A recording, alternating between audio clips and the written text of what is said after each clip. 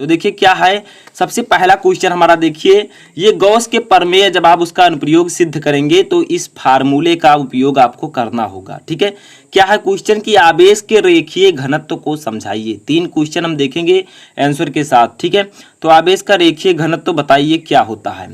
तो देखिए क्या है, इसका डेफिनेशन पहले देखेंगे, फिर फार्मूला देखेंगे और चित्र भी हम समझेंगे। तो देखिए किसी चालक अथवा अचालक पदार्थ की प्रति एकांक लंबाई पर उपस्थित आवेशों को उसका रेखीय घनत्व कहते हैं। यानी कि कोई चालक है, चालक जैसे जिसमें इलेक्ट्रॉन का प्रवाह हो, जिसमें आवेश हो, उसे हम क्या कहते हैं, चालक कहते हैं। जैसे तार हो गया। ठीक है, तार में क्या होता है, करंट का फ्लो होता है, धारा का प्रवाह होता है और इसमें आवेश होते हैं, इलेक्ट्रॉन होते हैं। तो चलिए हम देखते हैं कि कैसे इसका चित्र के साथ इसको कैसे समझेंगे। तो देखिए एक चालक हम यहाँ पर ले लेते हैं, जैसे ये एक चालक है। ठीक है, आप इसे तार मान लीजिए। अब इस चालक की लंबाई जो है, ये पूरी जो लंबाई है ये आपकी स्मॉल एल है।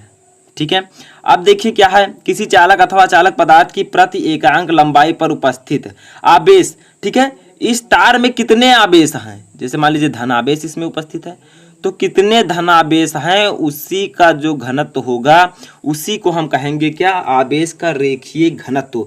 यानी कि इस जो रेखीय तार है ये, इसकी एकांक लंबाई में जितने आवेश होंगे उसका घनत्व उतना ही ज्यादा होगा और इसे ही हम कहेंगे रेखीय आवेश घनत्व। ठीक है, तो किसी चालक अथवा अचालक पदार्थ की प्रति एकांक लंबाई पर उपस्थित आवेशों को उसका रेखीय घनत्व कहते हैं। यानी कि किसी भी रेखीय तार में उपस्थित जितने भी आवेश होंगे उसका आवेश का रेखीय घनत्व कहलाएगा। ठीक है, अब देखिए हम यहाँ पर एक चीज और समझ लेते हैं कि जो आवेश का रेखीय घनत्व होता है, ठीक है, इसको हम किससे प्रदर्शित करते हैं, तो इसको हम लोग ठीक है लैम्डा से, तो देखिए लैम्डा इस प्रकार से बनता है। ठीक है, से प्रदर्शित करते हैं, से प्रदर्शित करते हैं। ठीक है, ये तो बात हुई कि किससे इसे हम डिनोट करते हैं, जैसे द्रव्यमान को यम से, बल को यप से, उसी प्रकार से हम लोग आवेश के रेखीय घनत्व को लैम्डा से डिनोट करते हैं। अब देखिए लैम्डा इक्वल टू होता क्या है, तो सूत्र अब हम यहाँ पर देखेंगे। ठीक है, सूत्र का मतलब फार्मूला। ठीक है, तो फार्मूला क्या होगा आपका, देखिए अब हम यहाँ पर समझ लेते हैं थोड़ा सा। यदि यल लंबाई, जैसे देखिए आप लिख भी सकते हैं, यदि यल लंबाई के चालक पर एक समान रूप से फैला हुआ आवेश Q है, ठीक है, तब आवेश का रेखीय घनत्व। तो देखिए सूत्र में क्या होगा, सबसे पहले हम लोग लिखेंगे यहाँ पर लैम्डा। लैम्डा इक्वल टू क्या होगा, आप इसकी परिभाषा और चित्र से आसानी से सूत्र लिख सकते हैं। देखिए Q/L, यानी कि किसी चालक अथवा चालक के एकांक लंबाई पर उपस्थित आवेशों की संख्या जो होगी, आवेश जो होंगे, उसी को हम लोग कहेंगे रेखीय आवेश घनत्व। बहुत ही सिंपल सा फार्मूला है, आप लोग इतना याद रखिएगा कि एक रेखीय तार लेना है जिसकी लंबाई L है, इसमें जितने आवेश होंगे उसी को हम कहेंगे रेखीय आवेश घनत्व। तो देखिए लैम्डा इक्वल टू Q/L, यानी कि एकांक लंबाई में जितने Q होंगे, आवेश होंगे, उसे हम लोग कहेंगे रेखीय आवेश घनत्व। ठीक है, इसका अगर मात्रक देखा जाए तो इसका मात्रक भी हम यहाँ पर लिख देते हैं कूलाम, ठीक है, प्रति मीटर।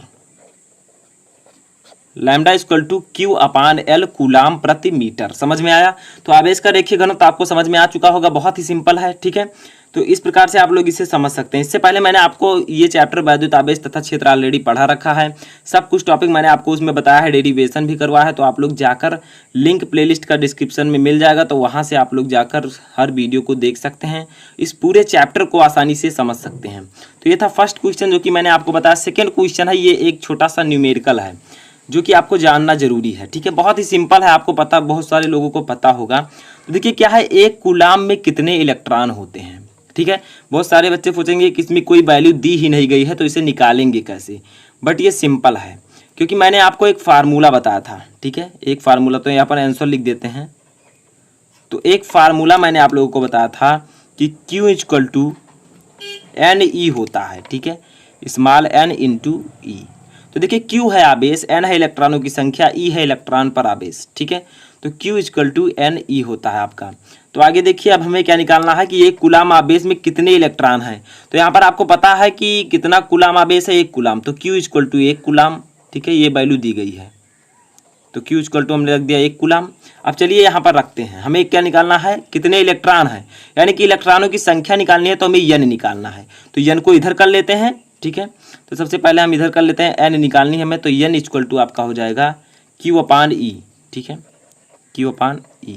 तो चलिए अब हम इसी पर वैल्यू रख देते हैं, आपका आंसर आ जाएगा। तो देखिए n इक्वल टू आपका हो जाएगा, Q कितना है, आवेश 1 कूलाम। इलेक्ट्रॉन पर आवेश आपको पता होगा कि होता है 1.6 गुणे 10 के पावर -19 कूलाम, ठीक है।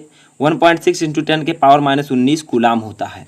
समझ में आया, इलेक्ट्रॉन पर आवेश आप लोग याद रखिएगा। तो देखिए अब क्या होगा, आपका ये इलेक्ट्रॉनों की संख्या कितनी हो जाएगी 1 कूलाम आवेश में। तो जब इसको आप इससे डिवाइड करेंगे, ठीक है, जब दोनों को आप डिवाइड करेंगे तो लास्ट में जो आपका आंसर आएगा वो आएगा 6.25 इंटू 10 के पावर 18 इलेक्ट्रॉन, ठीक है।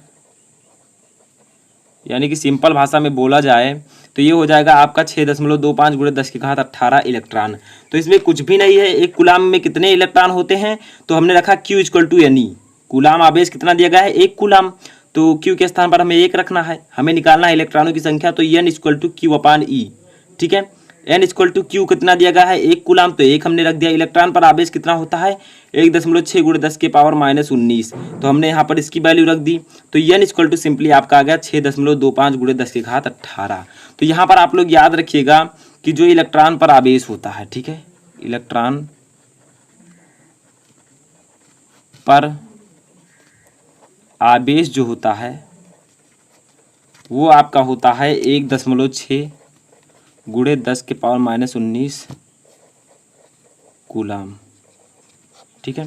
तो चलिए अब हम देखते हैं अपना तीसरा इंपॉर्टेंट क्वेश्चन। ये तो था दूसरा इंपॉर्टेंट क्वेश्चन, ठीक है।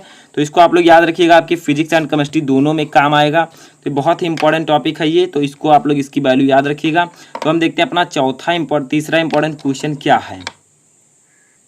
तो देखिए स्टूडेंट, क्वेश्चन नंबर 3 है हमारा, जो कि इंपॉर्टेंट है कि कूलाम के नियम का सदिश रूप लिखिए, ठीक है।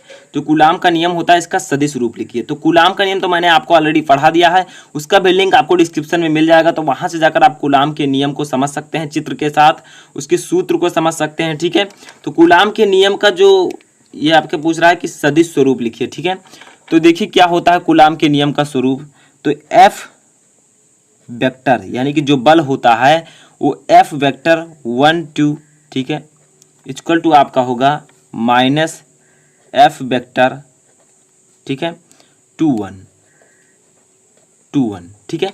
तो F vector 1 2 equal to minus F vector 2 1, ठीक है। तो ये आपका होगा कूलाम के नियम का सदिश स्वरूप।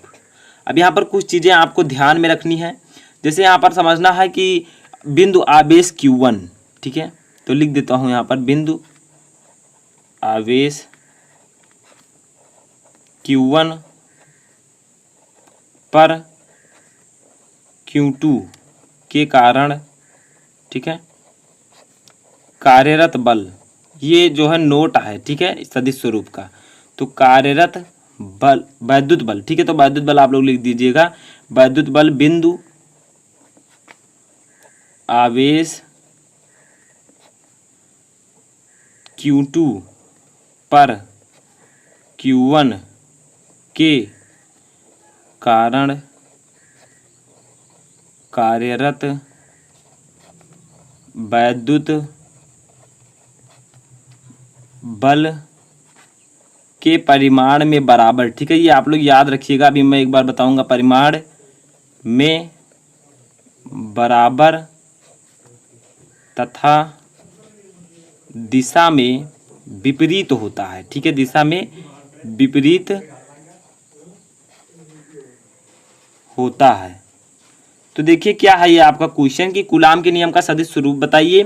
तो F vector 1 2 equal to minus F vector 2 1। देखिए क्या होता है, बिंदु आवेश Q1 पर Q2 के कारण कार्यरत बल जो होता है वैद्युत बल, बिंदु आवेश Q2 पर Q1 के कारण कार्यरत वैद्युत बल के परिमाण में बराबर तथा दिशा में विपरीत होता है, ठीक है। तो ये मेरिकल है कि एक 10 माइक्रोफैरड के संधारित्र का विभवांतर 100 वोल्ट से 200 वोल्ट कर देने पर उसकी ऊर्जा में परिवर्तन ज्ञात कीजिए। यानी कि एक 10 माइक्रोफैरड का एक संधारित्र है जिसका विभवांतर हमने 100 वोल्ट से 200 वोल्ट कर दिया है, तो उसकी ऊर्जा में कितना परिवर्तन होगा। बहुत ही इंपॉर्टेंट न्यूमेरिकल है और ये आपके बोर्ड एग्जाम में 2011, ठीक है, 12, 14 और 18 इतने बार पूछा जा चुका है, तो इस बार भी आ सकता है। तो अच्छे से समझिए। देखिए सबसे पहले हमें जो दिया गया है उसको लिख लेते हैं। हमें दिया गया है C यानी कि धारिता दी गई है 10 माइक्रो फैराड, ठीक है। उसके बाद में हमें विभवांतर दिया गया यानी कि विभवांतर 100 वोल्ट से 200 वोल्ट कर देने पर, तो पहले विभवांतर कितना था, V1 इक्वल टू था हमारा 100 वोल्ट, ठीक है।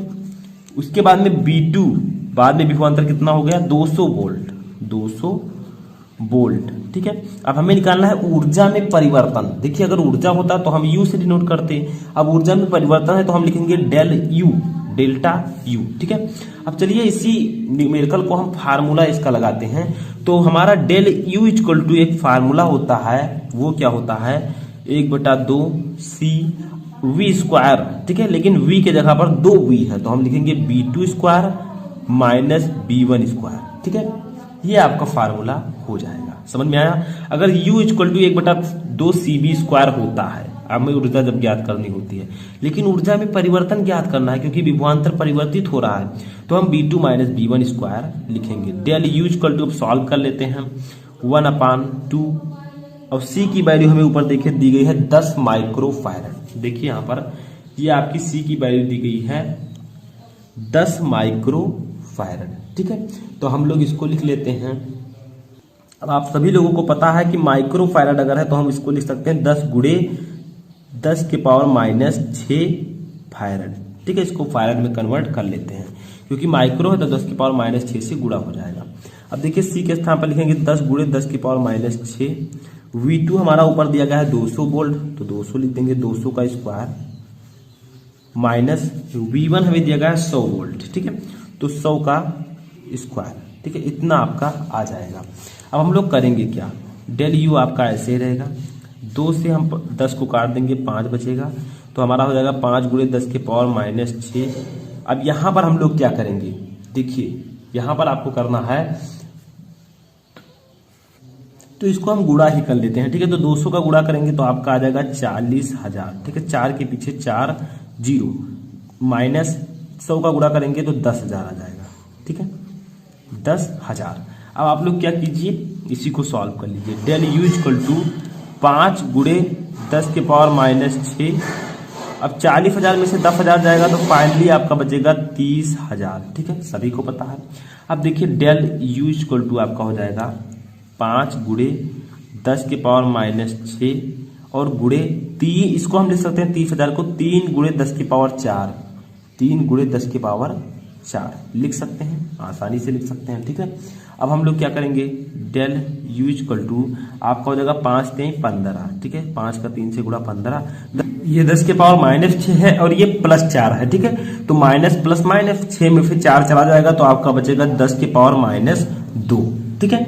अब देखिए इतना भी हम लोग जूल आंसर लिख सकते हैं, ठीक है, इतना जूल हम आंसर लिख सकते हैं। लेकिन अगर आप लोग चाहें तो क्या कर सकते हैं, डेल U इक्वल टू आप लिख सकते हैं 15, ठीक है, और इस 10 की पावर माइनस 2 है, नीचे आएगा तो 10 की पावर 2 हो जाएगा, ठीक है, तो इस प्रकार से हो जाएगा।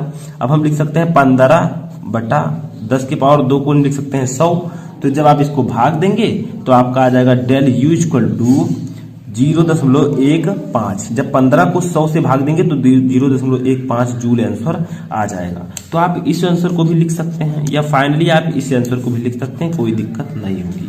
तो भैया एक फार्मूला आप लोग याद रखिएगा, del U equal to 1/2 C V2 square minus V1 square. अगर ऊर्जा में परिवर्तन हो रहा है, विभव में परिवर्तन हो रहा है तब, नहीं तो U equal to 1/2 CV square.